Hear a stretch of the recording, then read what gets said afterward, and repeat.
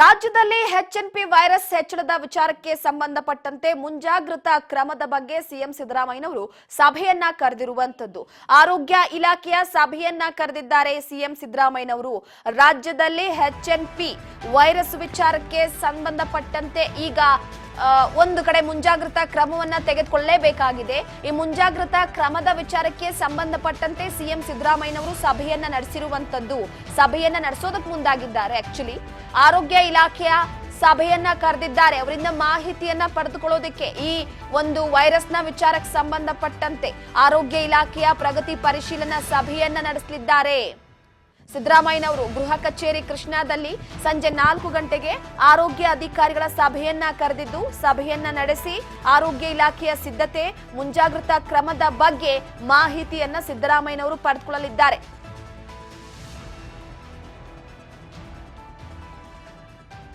ಪ್ರಮುಖವಾಗಿ ಒಂದು ಕಡೆ ರಾಜ್ಯದಲ್ಲಿ ಸೋಂಕು ಹರಡುವಿಕೆಯನ್ನ ಕಡಿಮೆ ಮಾಡಬೇಕಾಗಿದೆ.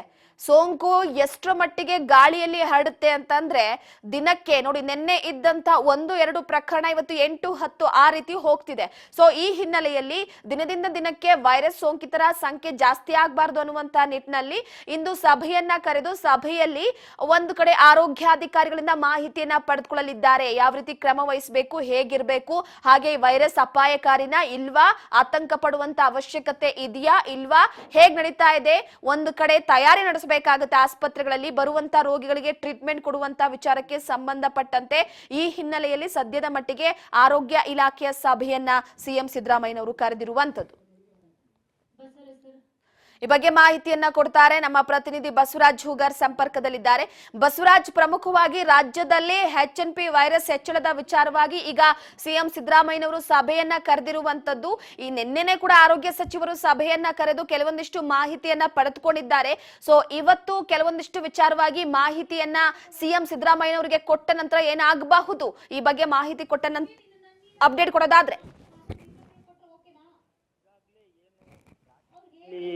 ಒಂದು ಹೊಸ ಸೋಂಕು ವೈರಸ್ ಪತ್ತೆ ಆಗಿದೆ ಅನ್ನುವಂಥದ್ದು ಏನಿದೆ, ಈ ಒಂದು ಹಿನ್ನೆಲೆಯಲ್ಲಿ ನಮ್ಮ ಬೆಂಗಳೂರಿನಲ್ಲಿಯೇ 2 ಪ್ರಕರಣಗಳು ಕೂಡ ಕಂಡು ಬಂದಿರತಕ್ಕಂಥದ್ದು. ಒಂದು ಈಗಾಗಲೇ 3 ತಿಂಗಳ ಮಗು ಮತ್ತೆ 8 ತಿಂಗಳ ಮಗುವಿಗೆ ಒಂದು ಸೋಂಕು ತಗುಲಿರ್ತಕ್ಕಂಥದ್ದು ಕಂಡು ಬರ್ತಾ ಇದೆ. ಹಾಗಾಗಿ ಈ ಒಂದು ವಿಚಾರಕ್ಕೆ ಸಂಬಂಧಪಟ್ಟಂತೆ ಆರೋಗ್ಯ ಇಲಾಖೆಯ ಸಚಿವರಾಗಿರ್ತಕ್ಕಂಥ ದಿನೇಶ್ ಗುಂಡೂರಾವ್ ಅವರು ಕೂಡ ಸಭೆಯನ್ನು ಕೂಡ ಮಾಡಿರ್ತಕ್ಕಂಥದ್ದು. ಅದರಲ್ಲಿ ಪ್ರಮುಖವಾಗಿ ತಜ್ಞರಿಂದ ಸಲಹೆ ಕೂಡ ಪಡೆದುಕೊಂಡಿದ್ದಾರೆ. ಒಂದಿಷ್ಟು ಅವರು ಕೂಡ ಕೆಲವೊಂದಿಷ್ಟು ಮಾರ್ಗಸೂಚಿಗಳನ್ನ ಹೇಳಿದ್ದಾರೆ. ಈ ವೈರಸ್ ಅಷ್ಟೊಂದು ಪರಿಣಾಮಕಾರಿ ಅಲ್ಲ ಅನ್ನುವಂಥ ಮಾತುಗಳನ್ನು ಕೂಡ ಹೇಳಿರ್ತಕ್ಕಂಥ, ಆದ್ರೂ ಕೂಡ ಒಂದಿಷ್ಟು ಎಚ್ಚರಿಕೆ ಹೆಜ್ಜೆಗಳನ್ನ ಇಡಬೇಕು ಅನ್ನುವಂಥದ್ದು ಸರ್ಕಾರದ ಒಂದು ನಿಲುವು. ಈ ಒಂದು ನಿಟ್ಟಿನಲ್ಲಿ ನಿನ್ನೆ ಕೂಡ ಸಿಎಂ ಸಿದ್ದರಾಮಯ್ಯ ಹೇಳಿದ್ರು, ಈಗಾಗಲೇ ಆರೋಗ್ಯ ಸಚಿವರು ಸಭೆ ಮಾಡಿದ್ದಾರೆ, ಅಗತ್ಯ ಬಿದ್ರೆ ನಾನು ಕೂಡ ಮಾಡ್ತೀನಿ ಅನ್ನುವಂಥ ಮಾತನ್ನ ಹೇಳಿದ್ರು. ಸೊ ಹಾಗಾಗಿ ಇವತ್ತು ಸಂಜೆ 4 ಗಂಟೆಗೆ ಏನು ಆರೋಗ್ಯ ಇಲಾಖೆಯ ಪ್ರಗತಿ ಪರಿಶೀಲನಾ ಸಭೆ ಕೂಡ ಇರುವಂತದ್ದು. ಆ ಸಭೆಯಲ್ಲಿ ಪ್ರಮುಖವಾಗಿ ಈ ವೈರಸ್ ಸಂಬಂಧಪಟ್ಟಂತ ವಿಚಾರವನ್ನು ಕೂಡ ಸಿಎಂ ಸಿದ್ದರಾಮಯ್ಯವರು ಹಿರಿಯ ಅಧಿಕಾರಿಗಳಿಂದ ಮಾಹಿತಿ ಪಡೆದುಕೊಳ್ಳಿದ್ದಾರೆ ಅನ್ನುವಂತ ಮಾಹಿತಿ ಕೂಡ ಸಿಗ್ತಾ ಇದೆ. ಯಾಕಂತಂದ್ರೆ ರಾಜ್ಯದಲ್ಲಿ ಸಾಕಷ್ಟು ಒಂದ್ ಕಡೆ ಈ ಸೋಂಕಿನ ವೈರಸ್ ನ ಸಂಬಂಧಪಟ್ಟಂತೂ ಸಾಕಷ್ಟು ಜನರಲ್ಲಿ ಆತಂಕ ಸೃಷ್ಟಿ ಆಗ್ತಾ ಇದೆ.